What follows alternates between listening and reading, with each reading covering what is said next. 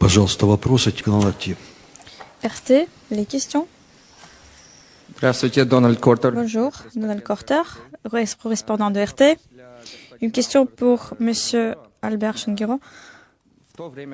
Alors que les pays occidentaux accusent le Burundi de violer les droits de l'homme, la Russie a promis de renforcer l'indépendance de votre pays et a proposé de coopérer dans divers domaines, de poursuivre cette coopération. Votre pays est-il prêt à continuer la coopération avec la Russie malgré les risques des sanctions occidentales?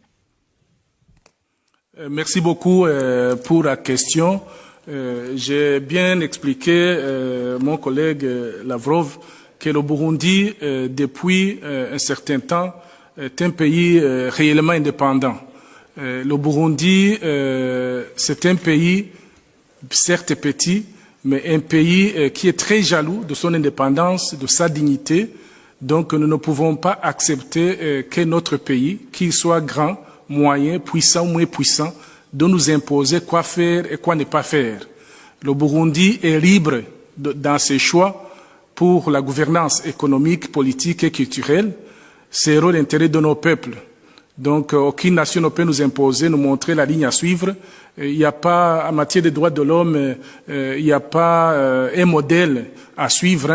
Les droits de l'homme doivent être protégés suivant les principes directeurs que nous avons tracés lorsque le Conseil des droits de l'homme a été créé. C'est notamment le principe de l'universalité, le principe de la non-sélectivité, le principe de l'objectivité, et le principe aussi de la non-politisation des droits de l'homme.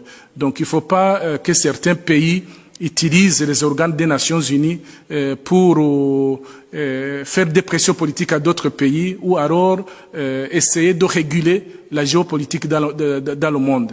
Donc voilà, le Burundi est un pays libre qui prend ses décisions à partir des instructions de la capitale Gitega. Donc nous recevons des instructions de la part d'autres capitales, que ce soit les capitales des pays puissants ou moins puissants, nous restons nous-mêmes.